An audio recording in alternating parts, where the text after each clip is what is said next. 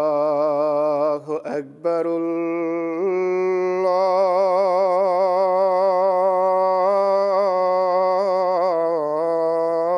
الله أكبر.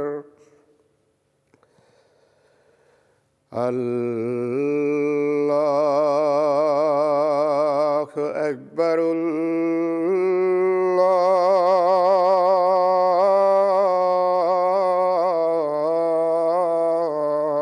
الله أكبر. أشهد أن لا إله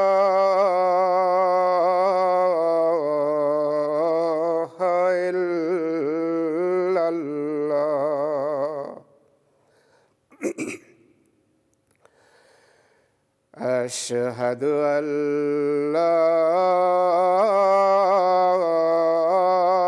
إله إلا الله. أشهد أن محمدًا رسول الله.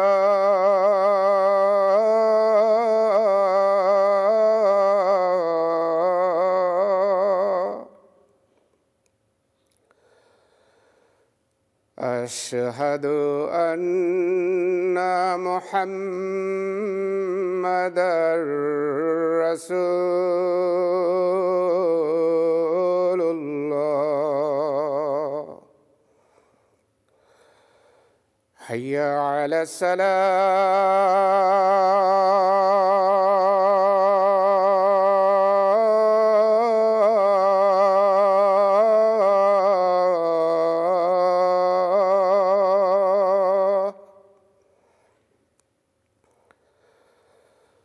حي على الصلاة.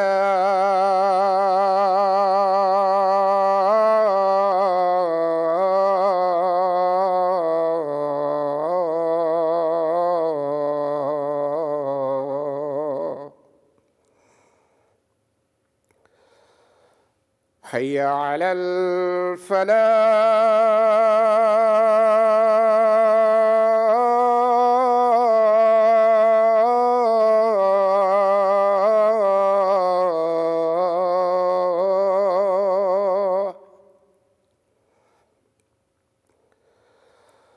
حي على الفلاح.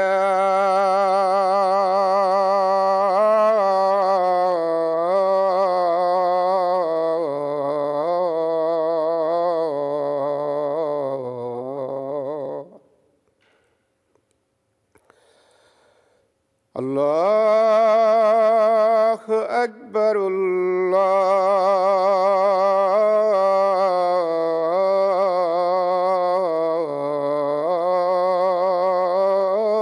الله أكبر. لا إله إلا الله.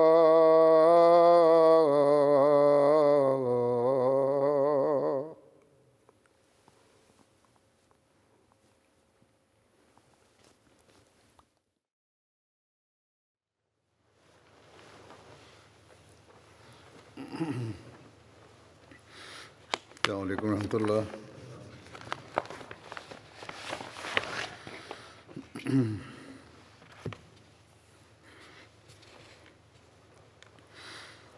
أشهد أن لا إله إلا الله وحده لا شريك له وأشهد أن محمدًا عبده ورسوله.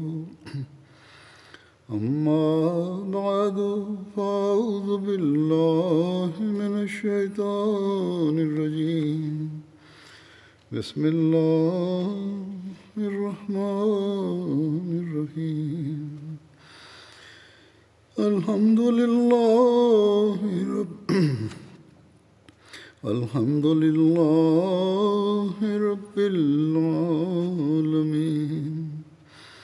الرحمن الرحيم مالك يوم الدين إياك نعبد وإياك نستعين اهدنا الصراط المستقيم صراط الذين أنعمت عليهم غير المغضوب عليهم ولا الضالين.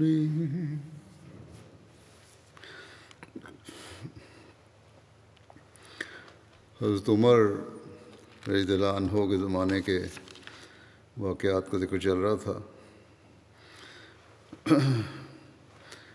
آج جنگ یرموک کے بارے میں بیان کروں گا. جنگ یرموک کی تاریخ کے متعلق روایات میں اختلاف پایا جاتا ہے.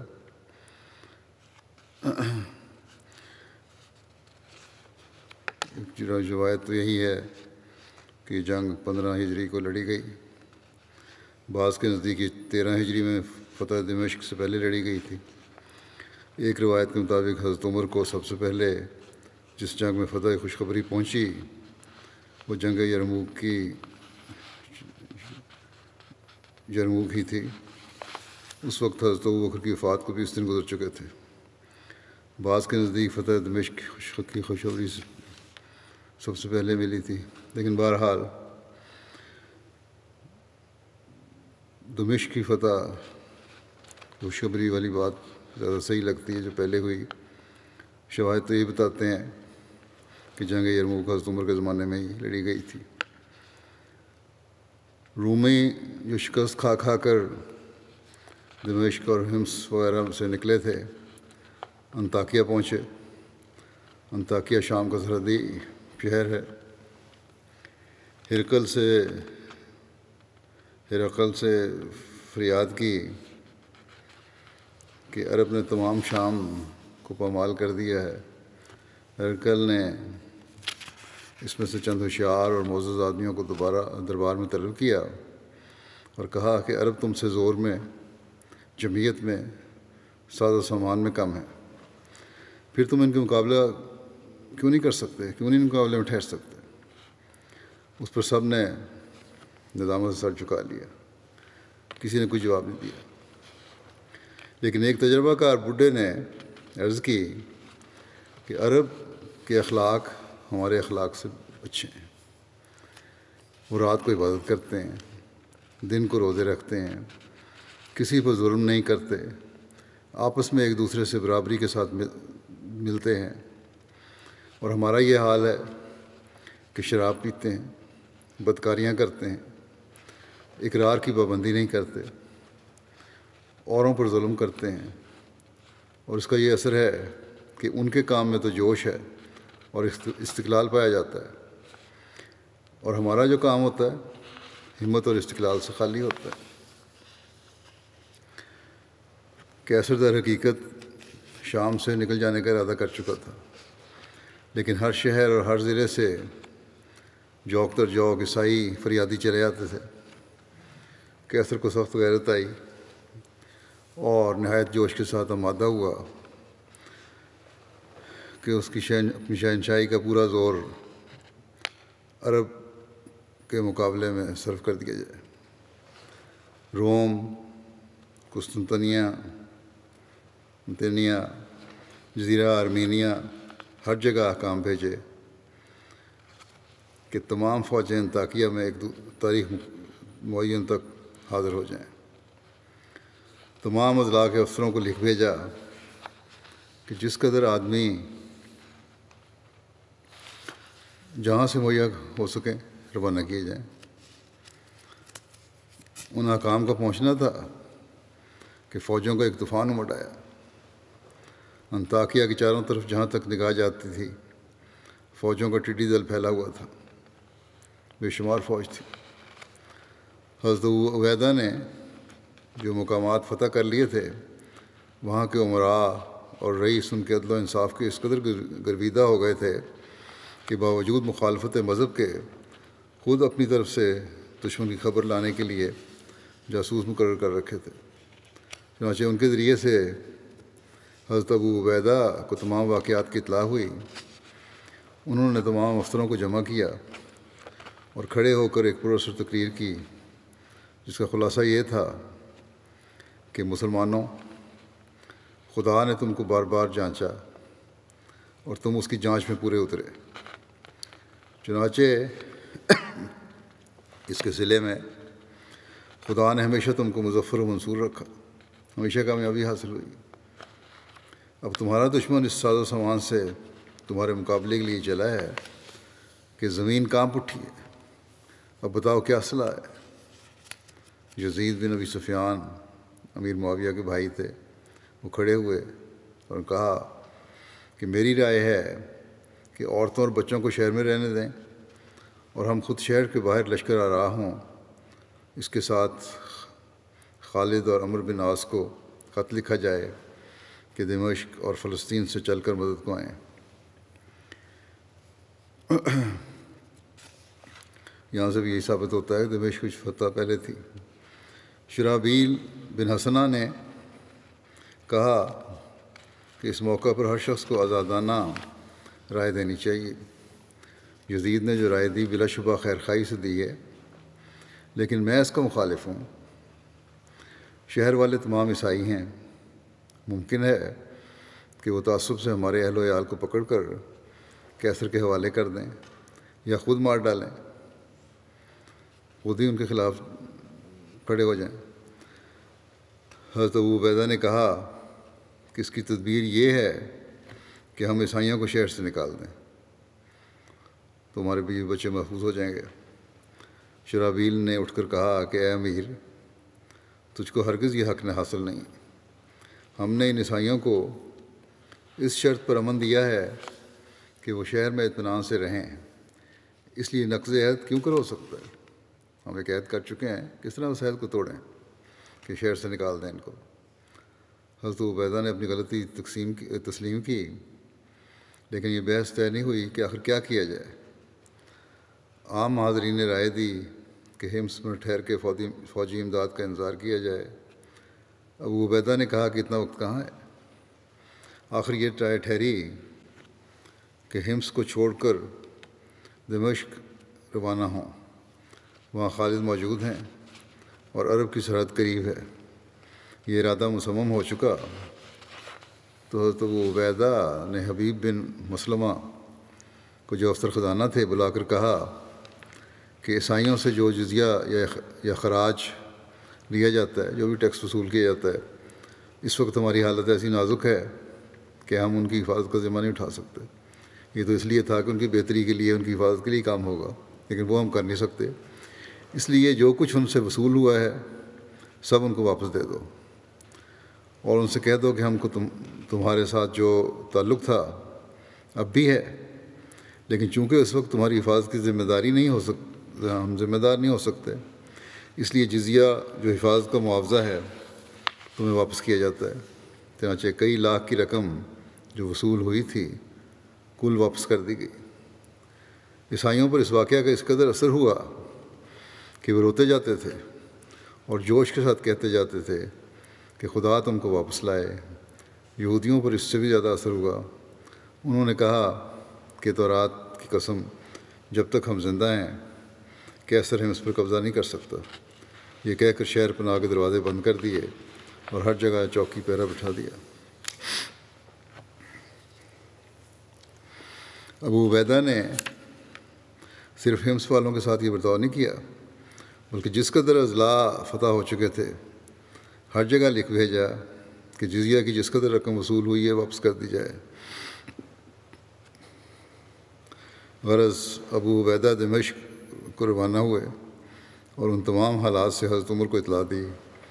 حضرت عمر یہ سن کر کہ مسلمان رومیوں کے ڈر سے حمص چلے آئے ہیں نہایت رنجیدہ ہوئے، لیکن جب ان کو یہ معلوم ہوا کہ کل فوج اور افسران فوج نے یہی فیصلہ کیا تو فی الجملہ تسلی ہوئی اور فرمایا کہ خدا نے کسی مصلحت سے تمام مسلمانوں کو اس رائے پر متفق کیا ہوگا۔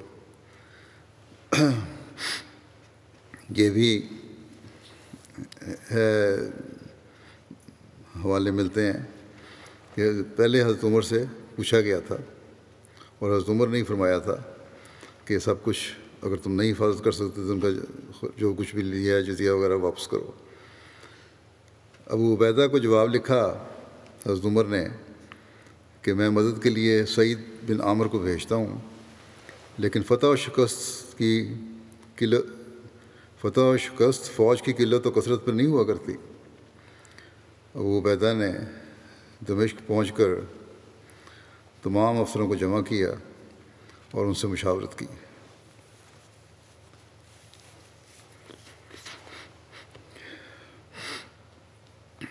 یزید بن ابی سفیان شرحبیل بن حسنہ، معاذ بن جبل سب نے مختلف رائیں دیں۔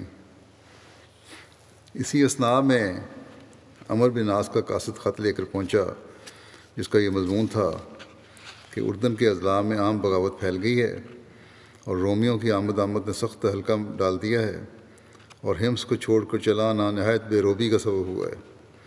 ابو عبیدہ نے جواب میں لکھا کہ حمص کو ہم نے ڈر کر نہیں چھوڑا، بلکہ مقصود یہ تھا کہ دشمن محفوظ مقامات سے نکل آئے اور اسلامی فوجیں جو جا بجا پھیلی ہوئی ہیں یکجا ہو جائیں۔ اور خط میں یہ بھی لکھا کہ تم اپنی جگہ سے نہ ٹلو، میں وہیں آ کر تم سے ملتا ہوں۔ دوسرے دن ابو عبیدہ دمشق سے روانہ ہو گئے اور اردن کی حدود میں یرموک پہنچ کر قیام کیا۔ یرموک شام کے نواح میں نشیبی وادی تھی، یہاں دریائے اردن بہتا تھا۔ عمر بن عاص بھی یہیں آ کر ملے۔ یہ موقع جنگ کی ضرورتوں کے اس لحاظ سے مناسب تھا کہ عرب کی سرحد بنسبت اور تمام مقامات کے یہاں سے قریب تھی اور پشت پر عرب کی سرحد تک کھلا میدان تھا، جس سے یہ موقع حاصل تھا کہ ضرورت پر جہاں تک چاہیں پیچھے ہٹتے جائیں۔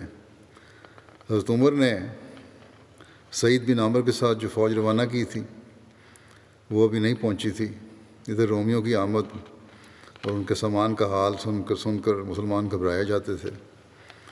ابو عبیدہ نے حضرت عمر کے پاس ایک اور قاصد اڑایا اور لکھا کہ رومی بحر و بر سے ابل پڑے ہیں اور جوش کا یہ حال ہے کہ فوج جس راہ سے گزرتی ہے، راہب اور خانقاہ نشین جنہوں نے کبھی خلوت سے قدم باہر نہیں نکالا وہ بھی نکل کر فوج کے ساتھ ہوتے جاتے ہیں۔ جب یہ خط پہنچا تو حضرت عمر نے مہاجرین اور انصار کو جمع کیا اور خط پڑھ کر سنایا۔ تمام صحابہ بے اختیار رو پڑے اور نہایت جوش کے ساتھ پکار کر کہا کہ امیر المومنین، خدا کے لیے ہمیں اجازت دیں کہ ہم اپنے بھائیوں پر جا کر نثار ہو جائیں۔ خدا نہ خواستہ ان کا بال بھی بیکا ہوا تو پھر جینا بے سود ہے۔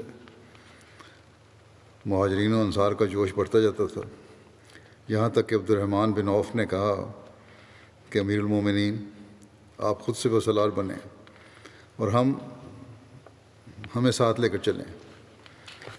لیکن اور صحابہ نے اس رائے سے اختلاف کیا اور رائے یہ ٹھہری کہ اور امدادی فوجیں بھیجی جائیں۔ حضرت عمر نے قاصد سے دریافت کیا کہ دشمن کہاں تک آ گئے ہیں۔ اس نے کہا کہ یرموک سے 3-4 منزل کا فاصلہ رہ گیا ہے۔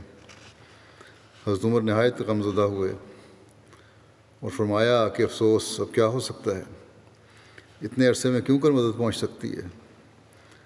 ابو عبیدہ کے نام نہایت پرتاثیر الفاظ میں ایک خط لکھا اور قاصد سے کہا کہ خود ایک صف میں جا کر یہ خط سنانا اور زبانی کہنا کہ عمر تم لوگوں کو سلام کہتا ہے اور کہتے ہیں کہ اے اہل اسلام، بے جگری سے لڑو اور اپنے دشمنوں پر شیروں کی طرح جھپٹو اور تلواروں سے ان کی کھوپڑیوں کو کاٹ ڈالو، اور چاہیے کہ وہ لوگ تمہارے نزدیک چیونٹیوں سے بھی حقیر ہوں، ان کی کثرت تم لوگوں کو خوفزدہ نہ کرے، اور تم میں سے جو بھی تم سے نہیں ملے ان کی وجہ سے پریشان نہ ہونا۔ یہ عجیب حسن اتفاق ہے کہ جس دن قاصد ابو عبیدہ کے پاس آیا اسی دن سعید بن عامر بھی 1000 آدمی کے ساتھ پہنچ گئے مسلمانوں کی نہایت تقویت ہوئی اور انہوں نے نہایت استقلال کے ساتھ لڑائی کی تیاریاں شروع کیں۔ معاذ بن جبل کو، جو بڑے رتبے کے صحابی تھے، میمنہ پر مقرر کیا۔ قباس بن اشیم کو میسرہ اور ہاشم بن عتبہ کو پیدل فوج کی افسری دی۔ اپنے رکاب کی فوج کے 4 حصے کیے، ایک کو اپنی رکاب میں رکھا، باقی پر قیس بن حبیرہ، میسرہ بن مسروق، عمر بن طفیل کو مقرر کیا۔ یہ تینوں بہادر تمام عرب میں انتخاب تھے، یعنی بہت بہادر کہلائے جاتے تھے، اور اس وجہ سے فارس العرب کہلاتے تھے۔ رومی بھی بڑے سر و سامان سے نکلے تھے۔ 2 لاکھ سے زیادہ جمعیت تھی اور 24 صفیں تھیں، جن کے آگے آگے ان کے مذہبی پیشوا ہاتھوں میں صلیبیں لیے جوش دلاتے جاتے تھے۔ فوجیں بالمقابل آ گئیں تو ایک بطریق صف چیر کر نکلا اور کہا، یہ عیسائیوں کے جو مذہبی پیشواؤں کو کہتے ہیں بطریق، کہ میں تنہا لڑنا چاہتا ہوں۔ میسرہ بن مسروق نے گھوڑا بڑھایا، مگر چونکہ حریف نہایت تنومند اور جوان تھا، خالد نے روکا اور قیس بن حبیرہ کی طرف دیکھا۔ وہ شیر پٹتے ہوئے آگے بڑھے۔ قیس اس طرح جھپٹ کر پہنچے کہ بطریق ہتھیار بھی نہیں سنبھال سکا اور ان کا وار چل گیا۔ تلوار سر پر پڑی اور خود کو کاٹتی ہوئی گردن تک اتر گئی۔ بطریق ڈگما کر گھوڑے سے گرا۔ ساتھ ہی مسلمانوں نے تکبیر کا نعرہ بلند کیا۔ خالد نے کہا، شگون اچھا ہے، اور اب خدا نے چاہا تو آگے فتح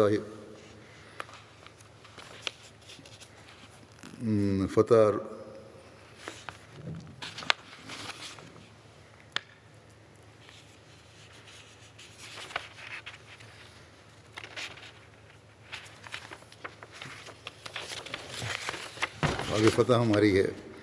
عیسائیوں نے خالد کے ہم رکاب افسروں کے مقابلے میں جدا جدا فوجیں متعین کیں، لیکن سب نے شکست کھائی اور اس دن یہیں تک نوبت پہنچی کہ لڑائی ملتوی رہ گئی۔ رات کو جب شکست ہوئی، رومیوں نے دیکھا کہ ہم تو شکست کھا رہے ہیں، تو رات کو رومیوں کے سپہ سالار بہان نے سرداروں کو جمع کر کے کہا کہ عربوں کو شام کی دولت کا مزہ پڑ چکا ہے، بہتر یہ ہے کہ مال و زر کی تمع دلا کر ان کو یہاں سے ٹالا جائے بجائے جنگ کرنے کے۔ سب نے اس رائے سے اتفاق کیا۔ دوسرے دن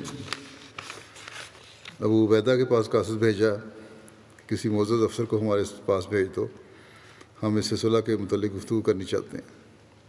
ابو عبیدہ نے خالد کا انتخاب کیا۔ قاصد جو پیغام لے کر آیا اس کا نام جارج تھا۔ اردو سیرت نگاروں نے جارج لکھا ہے، لیکن عربی کتب میں اس کا نام جرجا بیان ہوا ہے۔ عرب دانوں کے لیے میں بتا دوں۔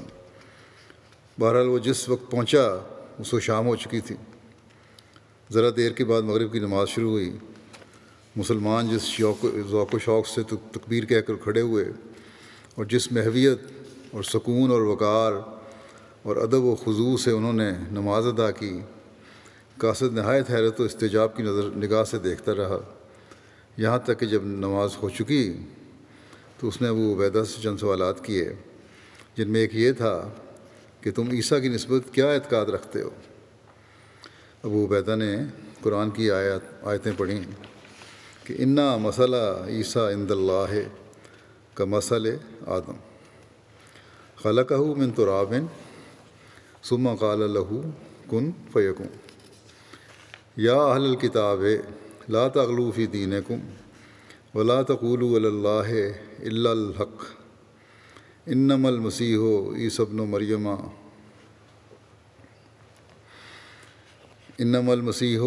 ابن مریم رسول اللہ وکلمۃ القاها الی مریم وروح منہ فآمنوا باللہ ورسلہ ولا تقولوا ثلاثہ انتہوا خیر لکم انما اللہ الہ واحد سبحانہ ان یکون لہ ولد سبحانہ ان یکون لہ ولد لہ ما فی السماوات و ما فی الارض وکفی باللہ وکیلا لن یستنکف المسیح ان یکون عبدا للہ وللملائکۃ المقربون.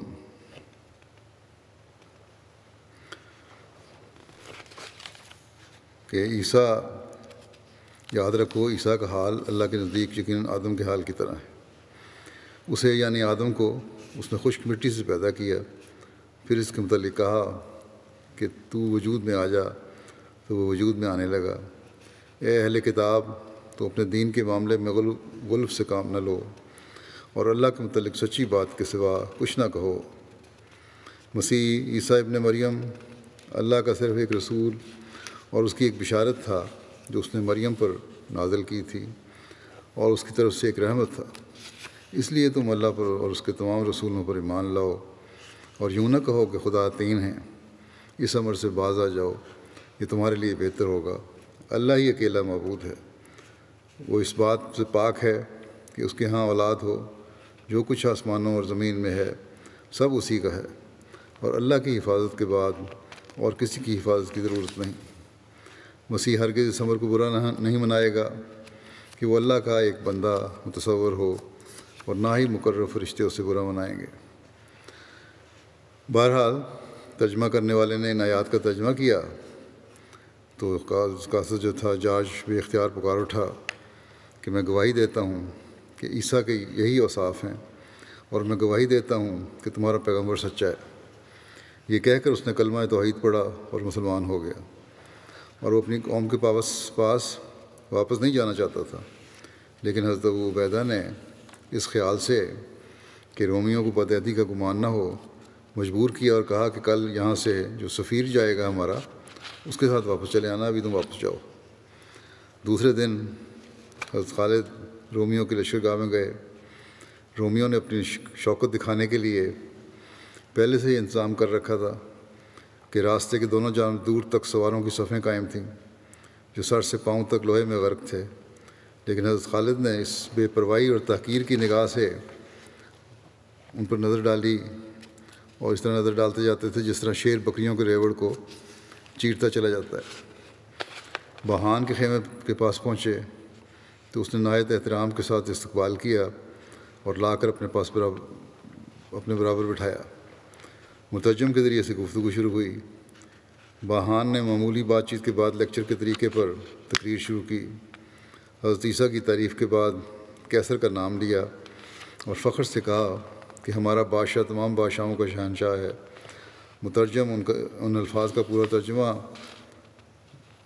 ابھی نہیں کیا تھا کہ خالد نے بہان کو روک دیا اور کہا کہ تمہارا بادشاہ ایسا ہی ہوگا، لیکن ہم نے جس کو سردار بنایا ہے اس کو ایک لمحے کے لیے بھی اگر بادشاہی کا خیال آئے تو ہم فوراً اس کو معزول کر دیں. بہان نے پھر تقریر شروع کی اور اپنی جاہ و دولت کا فخر بیان کر کے کہا، اہل عرب، تمہاری قوم کے لوگ ہمارے ملک میں آ کر آباد ہوئے. ہم نے ہمیشہ ان کے ساتھ دوستانہ سلوک کیے.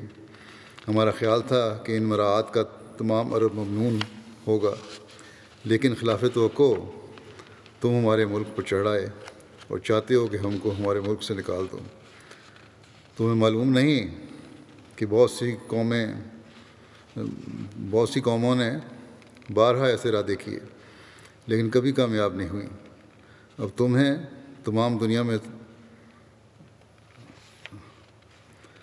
جو ہو تمام دنیا میں تم سے زیادہ کوئی قوم جاہل نہیں ہے، وحشی اور بے ساز و سامان نہیں ہے.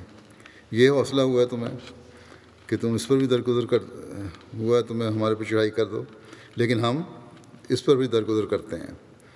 بلکہ اگر تم یہاں سے چلے جاؤ تو انعام کے طور پر سپہ سالار کو 10,000 دینار اور افسروں کو 1,000 اور عام سپاہیوں کو 100 دینار دلا دیے جائیں گے. حالانکہ ایک بہت بڑی فوج تو انہوں نے خود جمع کی تھی مسلمانوں کے خلاف کہ مسلمانوں کو ختم کیا جائے. لیکن جب دیکھا کہ جنگ جیتنا آسان نہیں تو پھر یہ شرطیں لگائیں۔ بہرحال بہان اپنی تقریر ختم کر چکا تو حضرت خالد اٹھے اور حمد و نعت کے بعد کہا کہ بے شبہ تم دولت مند ہو، مالدار ہو، صاحب حکومت ہو، تم نے اپنے ہمسایہ عربوں کے ساتھ جو سلوک کیا وہ بھی ہمیں معلوم ہے، لیکن یہ تمہارا کچھ آسان نہ تھا بلکہ اشاعت مذہب کی ایک تدبیر تھی۔ تم انہیں مذہب پھیلانا چاہتے تھے، جس کا یہ اثر ہوا کہ وہ عرب عیسائی ہو گئے اور آج خود ہمارے مقابلے میں تمہارے ساتھ ہو کر ہم سے لڑ رہے ہیں۔ یہ سچ ہے کہ ہم نہایت محتاج، تنگ دست اور خانہ بدوش تھے۔ ہمارے ظلم و جہالت کا یہ حال تھا کہ کبھی مضبوط آدمی تھا کمزور کو پیس ڈالتا تھا، قبائل آپس میں لڑ کر برباد ہوتے جاتے تھے، لیکن خدا نے ہم پر رحم کیا اور ایک پیغمبر بھیجا جو خود ہماری قوم سے تھا اور ہم میں سب سے زیادہ شریف، زیادہ فیاض، زیادہ پاک خو تھا۔ اس نے ہمیں توحید سکھائی اور بتلا دیا کہ خدا کا کوئی شریک نہیں، وہ بیوی اولاد نہیں رکھتا، وہ بالکل یکتا و یگانہ ہے۔ اس نے ہمیں یہ بھی حکم دیا کہ ہم ان عقائد کو تمام دنیا کے سامنے پیش کریں۔ جس نے ان کو مانا وہ مسلمان ہے اور ہمارا بھائی ہے، جس نے نہ مانا لیکن جزیہ دینا قبول کرتا ہے اس کے ہم حامی اور محافظ ہیں۔ جس کو دونوں سے انکار ہے اس کے لیے تلوار ہے۔ اب نہیں مانتے پھر لڑائی بھی کرنے کے بعد تیار ہے تو پھر ہم بھی تیار ہیں۔ بہان نے جزیہ کا نام سن کر ایک ٹھنڈی سانس بھری اور اپنے لشکر کی طرف اشارہ کر کے کہا کہ یہ مر کر بھی جزیہ نہ دیں گے، ہم جزیہ لیتے ہیں، دیتے نہیں۔ غرض کوئی معاملہ طے نہیں ہوا اور خالد اٹھ کر چلے آئے۔ اب اس آخری لڑائی کی تیاریاں شروع ہوئیں، اس کے بعد رومی پھر کبھی سنبھل نہ سکے۔ حضرت خالد کے چلے آنے کے بعد بہان نے سرداروں کو جمع کیا اور کہا کہ تم نے سنا، اہل عرب کا دعویٰ ہے کہ جب تک تم ان کی رعایا نہ بن جاؤ ان کے حملے سے محفوظ نہیں رہ سکتے۔ تمہیں ان کی غلامی منظور ہے؟ تمام افسروں نے بڑے جوش سے کہا کہ ہم مر جائیں گے مگر یہ ذلت دوبارہ نہیں ہو سکتی۔ صبح ہوئی تو رومی اسی جوش اور سر و سامان سے نکلے کہ مسلمانوں کو بھی حیرت ہو گئی۔ حضرت خالد نے یہ دیکھ کر کہ عرب کے عام قاعدے کے خلاف نئے طور سے فوج آرائی کی۔ جب حضرت خالد نے دیکھا کہ اس جوش اور سر و سامان سے نکلے ہیں رومی، تو انہوں نے عرب کے جو عام قاعدہ تھا لڑائی کرنے کا اس کے خلاف، اس کے الٹ ایک نئے طریقے سے فوج کو کھڑا کیا سامنے، اور فوج جو 35 ہزار تھی اس کے 36 حصے کیے اور آگے پیچھے نہایت ترتیب کے ساتھ اس قدر صفیں قائم کیں۔ قلب ابو عبیدہ کو دیا، میمنہ پر عمر بن عاص اور شرحبیل مامور ہوئے، نیسرہ یزید بن ابو سفیان کی کمان میں تھا۔ ان کے علاوہ ہر صف پر الگ الگ جو افسر متعین کیے، چن کر ان لوگوں کو کیا جو بہادری اور فنون جنگ میں شہرت عام رکھتے تھے۔ خطبہ جو اپنے زور کلام سے لوگوں میں ہلچل ڈال دیتے تھے، ایسے خطیب تھے جو لوگوں میں جوش پیدا کرنے والے تھے۔ اس خدمت پر مامور ہوئے کہ پرجوش تقریروں سے فوج کو جوش دلائیں۔ انہی میں ابو سفیان بھی تھے جو فوجوں کے سامنے یہ الفاظ کہتے پھرتے تھے کہ اللہ اللہ، تم لوگ عرب کے محافظ اور اسلام کے مددگار ہو، اور وہ لوگ روم کے محافظ اور شرک کے مددگار ہیں۔ اے اللہ، یہ دن تیرے ایام میں سے ہے، اے اللہ اپنے بندوں پر اپنی مدد نازل فرما۔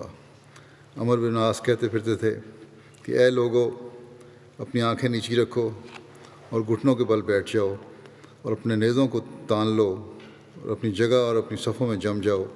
جب تمہارا دشمن تم پر حملہ آور ہو تو انہیں مہلت دو، یہاں تک کہ جب وہ نیزوں کی انیوں کی صد میں آ جائے تو ان پر شیروں کی طرح جھپٹ پڑو۔ اس خدا کی قسم جو راستی پر خوش ہوتا ہے اور اس پر ثواب دیتا ہے، اور جو جھوٹ سے ناراض ہوتا ہے اور اس پر سزا دیتا ہے اور احسان کی جزا دیتا ہے، یقیناً مجھے یہ خبر ملی ہے کہ مسلمان بستی کے بعد بستی اور محل کے بعد محل کو فتح کرتے ہوئے اس ملک اور فتح حاصل کریں گے۔ پس ان لوگوں کی جمعیت اور ان کی تعداد تمہیں خوف زدہ نہ کرے۔ اگر تم لوگوں نے ثابت قدمی سے لڑائی کی تو یہ لوگ حجل یعنی تیتر جو ایک پرندہ ہے اس کے بچوں کی طرح خوفزدہ ہو کر منتشر ہو جائیں گے۔ مسلمان فوج کی تعداد اگرچہ کم تھی، یعنی 30-35 ہزار سے زیادہ آدمی نہ تھے، لیکن تمام عرب میں منتخب تھے۔ ان میں سے خاص وہ بزرگ جنہوں نے رسول اللہ صلی اللہ علیہ وسلم کا چہرہ مبارک دیکھا تھا 1000 تھے۔ 100 بزرگ وہ تھے جو جنگ بدر میں رسول اللہ صلی اللہ علیہ وسلم کے ہم رکاب تھے۔ عرب کے مشہور قبائل میں سے 10,000 سے زیادہ صرف ازد کے قبیلے کے لوگ تھے۔ حمیر کی ایک بڑی تعداد جماعت تھی۔ ہمدان، خولان، لہم، جذام وغیرہ کے مشہور بہادر تھے۔ اس مارکے کی ایک یہ بھی خصوصیت ہے کہ عورتیں بھی اس میں شریک تھیں اور نہایت بہادری سے لڑیں۔ امیر معاویہ کی ماں ابو سفیان کی بیوی ہند، جو حضرت ہند بعد میں اسلام لے آئی تھیں، حملہ کرتی ہوئی بڑھتی تھیں تو پکارتی تھیں، تم ان نامختونوں یعنی ان کافروں کو اپنی تلواروں سے کاٹ کے رکھ دو۔ اسی طرح ابو سفیان کی بیٹی اور امیر معاویہ کی بہن جویریہ نے ایک جماعت کے ساتھ نکل کر اپنے شوہر کے ساتھ مل کر رومی فوج کا مقابلہ کیا اور ایک شدید لڑائی میں شہید ہو گئیں۔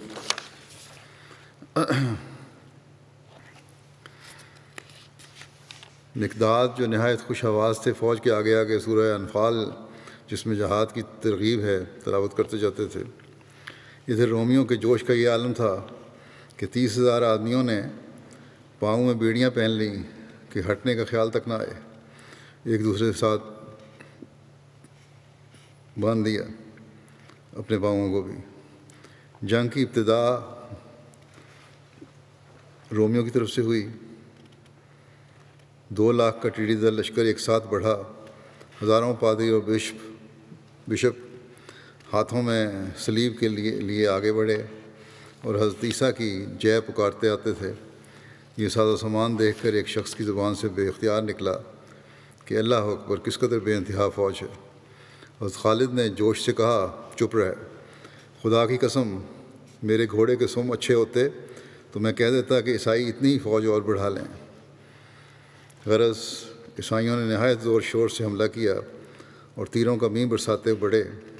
مسلمان دیر تک ثابت قدم رہے، لیکن حملہ اس زور کا تھا کہ مسلمانوں کا میمنہ ٹوٹ کر فوج سے الگ ہو گیا اور نہایت بے ترتیبی سے پیچھے ہٹا۔ ہزیمت یافتہ ہٹتے ہٹتے عورتوں کے خیمے گاہ تک پہنچ گئے۔ عورتوں کو مسلمانوں کی یہ حالت دیکھ کر سخت غصہ آیا اور خیمے کی لکڑیاں اکھاڑ لیں اور پکاریں کہ نامرادو، ادھر آئے تو لکڑیوں سے تمہارے سر توڑ دیں گے۔ ہند ابو سفیان کی بیوی ہاتھوں میں لاٹھی لے کر آگے بڑھی۔ دیگر خواتین بھی ان کے پیچھے پیچھے آگے بڑھیں۔ ہند نے ابو سفیان کو بھاگتے دیکھا تو ان کے گھوڑے کے منہ پر میخ مارتے ہوئے کہا، یہ کدھر جا رہے ہو؟ واپس آؤ اور جنگ کے میدان میں جاؤ۔ اسی طرح ایک روایت ہے اس کے مطابق ہند لکڑی اٹھا کر ابو سفیان کی طرف لپکیں اور کہا کہ خدا کی قسم تم دین حق کے مخالفت کرنے اور خدا کے سچے رسول کو جھٹلانے میں بہت سخت تھے۔ آج موقع ہے کہ میدان جنگ میں دین حق کی سربلندی اور رسول خدا کی خوشنودی کے لیے اپنی جان قربان کر دو اور خدا کے سامنے سرخرو ہو جاؤ۔ ابو سفیان کو سخت غیرت آئی اور پلٹ کر شمشیر بدست دشمن کے ٹڈی دل لشکر میں گھس گیا۔ ایک اور بہادر مسلمان عورت جن کا نام خولہ تھا، وہ یہ شعر پڑھ کر لوگوں کو غیرت دلاتی تھیں، یا ہارباً عن نسوۃ تقیات فعن قلیل ما تری صبیات ولا حزیات ولا رضیات، کہ اے تقوی شعار عورتوں سے بھاگنے والے، عنقریب تو انہیں قیدی دیکھے گا، نہ وہ بلند مرتبہ پر ہوں گے اور نہ ہی وہ پسندیدہ ہوں گی۔ یہ حالت دیکھ کر معاذ بن جبل جو میمنہ کے ایک حصے کے سپہ سالار تھے گھوڑے سے کود پڑے اور کہا کہ میں تو پیدل لڑتا ہوں، لیکن کوئی بہادر اس گھوڑے کا حق ادا کر سکے تو گھوڑا حاضر ہے۔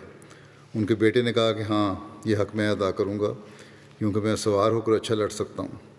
غرض دونوں باپ بیٹے فوج میں گھس گئے اور دلیری سے جنگ کی کہ مسلمانوں کے اکھڑے ہوئے پاؤں سنبھل گئے۔ ساتھ ہی حجاج جو قبیلہ زبیدہ کے سردار تھے 500 آدمی لے کر بڑھے اور عیسائیوں کو جو مسلمانوں کو تعقب کرتے چلے آتے تھے روک لیا۔ میمنہ میں قبیلہ ازد شروع حملہ سے ثابت قدم رہا۔ عیسائیوں نے لڑائی کا ساز و سامان ان پر ڈالا، سارا زور ان پر ڈالا، لیکن وہ پہاڑ کی طرح جمے رہے۔ جنگ میں یہ شدت تھی کہ فوج میں ہر طرف سر، ہاتھ، بازو کٹ کر گرتے جاتے تھے، لیکن ان کے پائے ثبات کو لغزش نہیں آتی تھی۔ عمر بن طفیل جو قبیلہ کے سردار تھے، تلوار مارتے جاتے تھے اور للکارتے جاتے تھے کہ ازدیو دیکھنا، مسلمانوں پر تمہاری وجہ سے داغ نہ آئے۔ 9 بڑے بڑے بہادر ان کے ہاتھ سے مارے گئے اور آخر خود بھی وہ شہید ہوئے۔ حضرت خالد نے اپنی فوج کو پیچھے لگا رکھا تھا، دفتن صف چیر کر نکلے اور اس زور سے حملہ کیا کہ رومیوں کی صفیں پلٹ دیں۔ اکرمہ نے، جو ابو جہل کے فرزند تھے، گھوڑا آگے بڑھایا اور کہا، عیسائیوں، میں کسی زمانے میں کفر کی حالت میں خود رسول اللہ صلی اللہ علیہ وسلم سے لڑ چکا ہوں، کیا آج تمہارے مقابلے میں میرا پاؤں پیچھے پڑ سکتا ہے؟ یہ کہہ کر فوج کی طرف دیکھا اور کہا، مرنے پر کون بیعت کرتا ہے؟ 400 شخصوں نے، جن میں زرار بن ازد بھی تھے، مرنے پر بیعت کی اور اس ثابت قدمی سے لڑے، تقریباً سب کے سب وہیں کٹ کر رہ گئے۔ اکرمہ کی لاش مقتولوں کے ڈھیر میں ملی، کچھ دم باقی تھا۔ خالد نے اپنی رانوں پر ان کا سر رکھا اور گلے میں پانی ٹپکا کر کہا، خدا کی قسم، عمر کا گمان غلط تھا کہ ہم شہید ہو کر نہ مریں گے۔ غرض اکرمہ اور ان کے ساتھی گو خود ہلاک ہو گئے، لیکن رومیوں کے ہزاروں آدمی برباد کر دیے۔ خالد کے حملوں نے اور بھی ان کی طاقت توڑ دی، یہاں تک کہ آخر ان کو پیچھے ہٹنا پڑا اور خالد ان کو دباتے ہوئے سپہ سالار درنجار تک پہنچ گئے۔ درنجار اور رومی افسروں نے آنکھوں پر رومال ڈال دیے کہ اگر یہ آنکھیں فتح کی صورت نہ دیکھ سکیں تو شکست بھی نہ دیکھیں۔ عین اسی وقت جب ادھر میمنہ میں بازار قتال گرم تھا تو ابن کناتیر، رومیوں کے میمنہ کا سردار تھا، نے میسرہ پر حملہ کیا۔ بدقسمتی سے اس حصے میں اکثر لہم و غسان کے قبیلے کے آدمی تھے جو شام کے اطراف میں بود و باش رکھتے تھے اور ایک مدت سے روم کے باج گزار تھے، ٹیکس دیا کرتے تھے رومیوں کو۔ تو رومیوں کا روب جو دلوں میں ان کے سمایا ہوا تھا، اس کا یہ اثر ہوا کہ پہلے ہی حملے میں ان کے پاؤں اکھڑ گئے۔ مسلمان ہونے کے باوجود بھی وہ پرانا روب چل رہا تھا، اس سے خوفزدہ ہو گئے، پاؤں اکھڑ گئے۔ لیکن بہرحال افسروں نے بھی جرأت دکھائی۔ اگر افسروں نے بھی ہمتی کی ہوتی تو لڑائی کا خاتمہ ہو چکا ہوتا۔ رومی بھاگتے ہوئے کا پیچھا کرتے ہوئے خیموں تک پہنچ گئے۔ عورتیں یہ حالت دیکھ کر بے اختیار نکل پڑیں اور ان کی پامردی نے عیسائیوں کو آگے بڑھنے سے روک دیا۔ فوج اگرچہ ابتر ہو گئی تھی، لیکن افسروں میں سے قباس بن اشیم، سعید بن زید، یزید بن ابی سفیان، عمر بن عاص، شرحبیل بن حسنہ داد شجاعت دے رہے تھے۔ قباس کے ہاتھ سے تلواریں اور نیزے ٹوٹ کر گرتے جاتے تھے، مگر ان کے تیور پر بل نہ آتا تھا۔ نیزہ ٹوٹ کر گرتا تو کہتے، کوئی ہے جو اس شخص کو ہتھیار دے جس نے خدا سے اقرار کیا ہے کہ میدان جنگ سے ہٹے گا تو مر کر ہٹے گا۔ لوگ فوراً تلوار یا نیزہ ان کے ہاتھ میں لا کر دے دیتے اور پھر وہ شیر کی طرح جھپٹ کر دشمن پر جا پڑتے۔ ابو العاور گھوڑے سے کود پڑے اور اپنی رکاب کی فوج سے مخاطب ہو کر کہا کہ صبر و استقلال دنیا میں عزت ہے اور عقبہ میں رحمت، دیکھنا یہ دولت ہاتھ سے نہ جانے پائے۔ سعید بن زید غصے میں گھٹنے ٹیکے ہوئے کھڑے تھے۔ رومی ان کی طرف بڑھے تو شیر کی طرح جھپٹے اور مقدمے کے افسر کو مار کر گرا دیا۔ یزید بن ابی سفیان، معاویہ کے بھائی، بڑی ثابت قدمی سے لڑ رہے تھے۔ اتفاق سے ان کے باپ ابو سفیان، جو فوج کی جوش دلاتے پھرتے تھے، ان کی طرف آ نکلے اور بیٹے کو دیکھ کر کہا کہ اے میرے بیٹے، اس وقت میدان میں ایک ایک سپاہی شجاعت کے جوہر دکھا رہا ہے، تو سپہ سالار ہے اور سپاہیوں کی بنسبت تجھ پر شجاعت کا حق زیادہ ہے۔ تیری فوج میں سے ایک سپاہی بھی اس میدان میں تجھ سے بازی لے گیا تو تیرے لیے شرم کی جگہ ہے۔ شرابیل کا یہ حال تھا کہ رومیوں کا چاروں طرف سے نرغہ تھا اور یہ بیچ میں پہاڑ کی طرح کھڑے تھے اور قرآن کی آیت پڑھتے تھے کہ ان اللہ اشترى من المؤمنین انفسهم واموالهم بان لهم الجنہ۔ یقاتلون فی سبیل اللہ فیقتلون ویقتلون، کہ اللہ نے مومنوں سے ان کی جانوں اور ان کے مالوں کو اس وعدے کے ساتھ خرید لیا ہے کہ ان کو جنت ملے گی، کیونکہ وہ اللہ کے راستے میں لڑتے ہیں، بس یا تو وہ اپنے دشمنوں کو مار لیتے ہیں یا خود مارے جاتے ہیں۔ اور نعرہ مارتے تھے کہ خدا کے ساتھ سودا کرنے والے اور خدا کے ہمسایہ بننے والے کہاں ہیں؟ یہ آواز جس کے کان میں پڑی بے اختیار لوٹ پڑا، یہاں تک کہ اکھڑی ہوئی فوج پھر سنبھل گئی، اور شرحبیل نے ان کو لے کر اس بہادری سے جنگ کی کہ رومی جو لڑتے چلے آتے تھے بڑھنے سے رک گئے۔ ادھر عورتیں خیموں سے نکل کر فوج کی پشت پر آ کھڑی ہوئیں اور چلا کر کہتی تھیں کہ میدان سے قدم ہٹایا تو پھر ہمارا منہ نہ دیکھنا۔ لڑائی کے دونوں پہلو اب تک برابر تھے، بلکہ غلبے کا پلہ رومیوں کے طرف تھا، جو دفتن قیس بن حبیرہ، جن کو خالد نے فوج کا ایک حصہ دے کر میسرہ کی پشت پر متعین کر دیا تھا، عقب سے نکلے اور اس طرح ٹوٹ کر حملہ کیا کہ رومی سرداروں نے بہت سنبھالا مگر فوج سنبھل نہ سکی۔ تمام صفیں ابتر ہو گئیں اور گھبرا کر پیچھے ہٹیں۔ ساتھ ہی سعید بن زید نے قلب سے نکل کر حملہ کیا۔ رومی دور تک ہٹتے چلے گئے، یہاں تک کہ میدان کے سرے پر جو نالا تھا اس کے کنارے تک آ گئے۔ تھوڑی دیر میں ان کی لاشوں نے وہ نالا بھر دیا اور میدان خالی ہو گیا۔ یوں اللہ تعالیٰ نے مسلمانوں کو اس اہم ترین جنگ میں عظیم الشان فتح سے امکنار کیا۔ اس لڑائی کا یہ واقعہ یاد رکھنے کے قابل ہے کہ جس وقت گھمسان کی لڑائی ہو رہی تھی، حباس بن قیس جو ایک بہادر سپاہی تھے، بڑی جان بازی سے لڑ رہے تھے، اسی اثناء میں کسی نے ان کے پاؤں پر تلوار ماری اور ایک پاؤں کٹ کر الگ ہو گیا۔ حباس کو خبر تک نہ ہوئی۔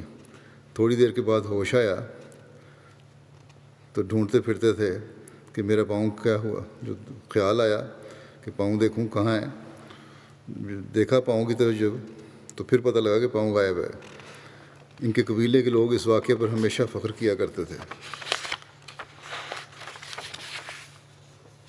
رومیوں کے کس قدر آدمی مارے گئے ان کی تعداد میں اختلاف ہے۔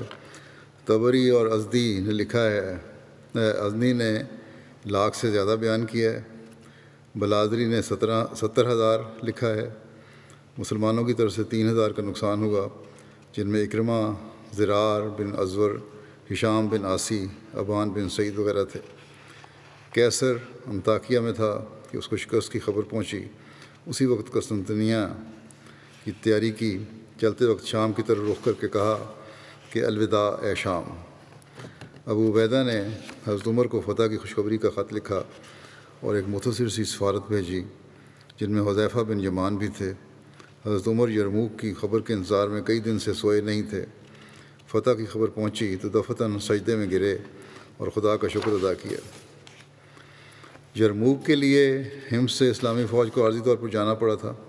اس پر ان لوگوں سے لیا گیا جزیہ انہیں واپس کر دیا گیا تھا۔ اس کا ذکر کرتے ہوئے حضرت مسلم موعود نے بیان کیا ہے کہ صحابہ نے جس وقت رومی حکومت کے ساتھ مقابلہ کیا اور بڑھتے بڑھتے یروشلم پر جو عیسائیوں کی مذہبی جگہ ہے قابض ہو گئے اور پھر اس سے بھی آگے بڑھنا شروع کیا، تو عیسائیوں نے یہ دیکھ کر کہ ان کا مذہبی مرکز مسلمانوں کے ہاتھ آ گیا ہے، ان کو وہاں سے نکالنے کے لیے آخری جدوجہد کا ارادہ کیا اور چاروں طرف مذہبی جہاد کا اعلان کر کے عیسائیوں میں ایک جوش پیدا کر دیا گیا اور بڑی بھاری فوجیں جمع کر کے اسلامی لشکر پر حملہ کی تیاری کی۔ ان کے اس شدید حملے کو دیکھ کر مسلمانوں نے، جو ان کے مقابلے میں نہایت قلیل تھے، عارضی طور پر پیچھے ہٹنے کا فیصلہ کیا اور اسلامی سپہ سالار نے حضرت عمر کو لکھا کہ دشمن اتنی کثیر تعداد میں ہے اور ہماری تعداد اتنی تھوڑی ہے کہ اس کا مقابلہ کرنا اس لشکر کو تباہ کرنے کے مترادف ہے۔ اس لیے اگر آپ اجازت دیں تو جنگی صف بندی کو سیدھا کرنے اور محاذ جنگ کو چھوٹا کرنے کے لیے اسلامی لشکر پیچھے ہٹ جائے تمام جمعیت کو یکجا کر کے مقابلہ کیا جا سکے۔ اور ساتھ ہی یہ بھی لکھا کہ ہم نے ان علاقوں سے جو فتح کر رکھے ہیں لوگوں سے ٹیکس بھی وصول کیا ہوا ہے، اگر آپ ان علاقوں کو چھوڑنے کی اجازت دے دیں تو یہ بتائیں کہ اس ٹیکس کے متعلق کیا حکم ہے۔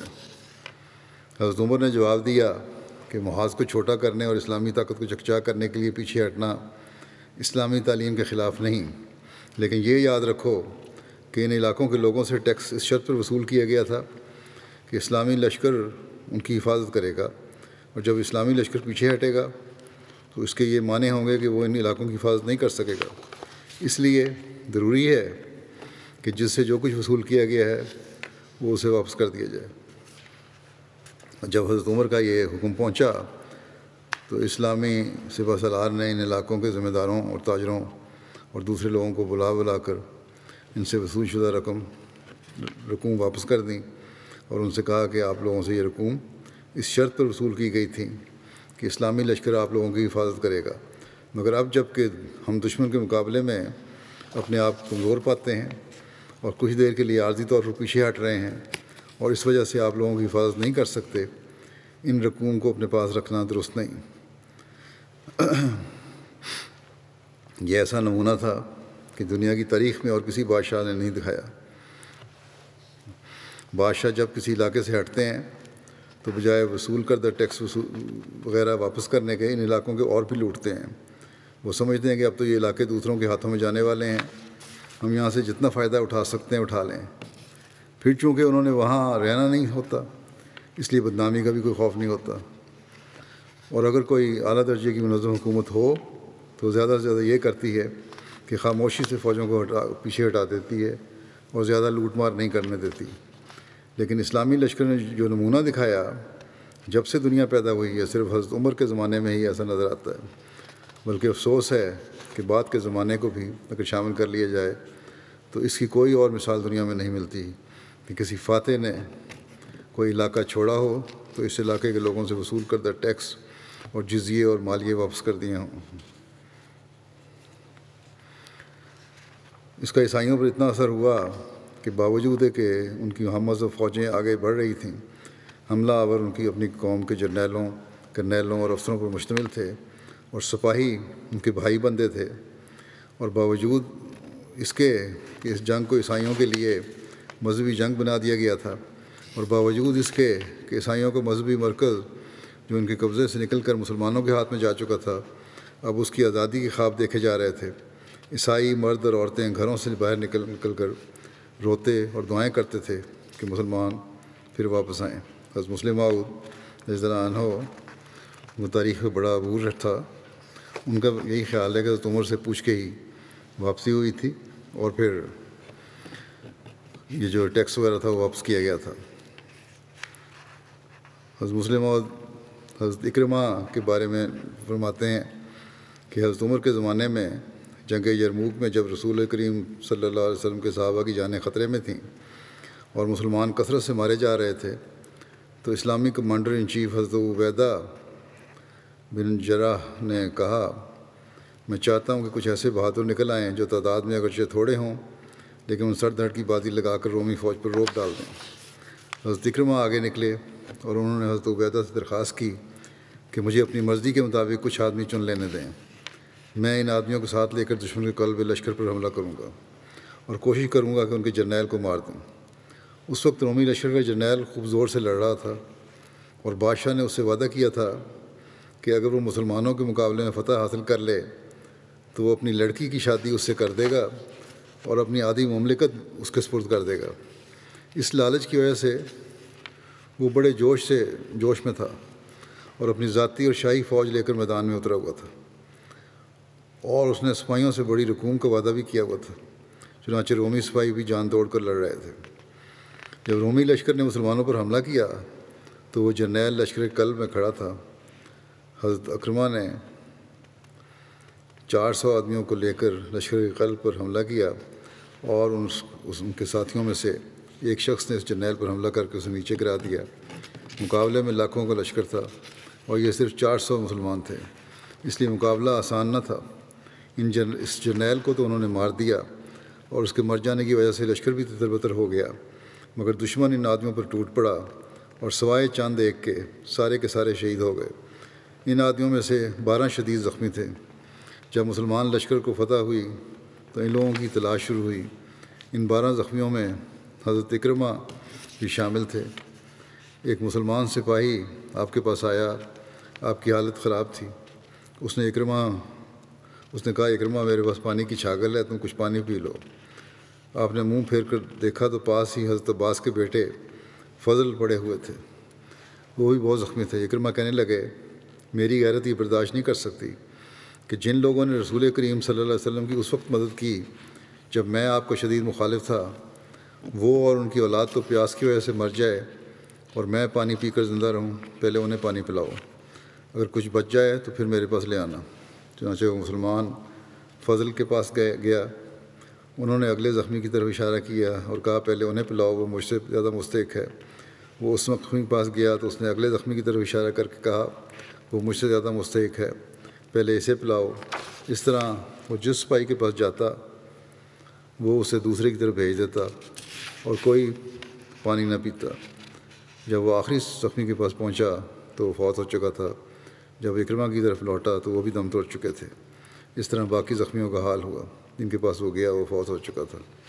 تو یہ تھا اس جنگ کا انجام، اللہ تعالیٰ نے اس طرح پھر فتح دی۔ بہرحال ابھی یہ ذکر چل رہا ہے، آئندہ بھی انشاءاللہ بیان ہوگا۔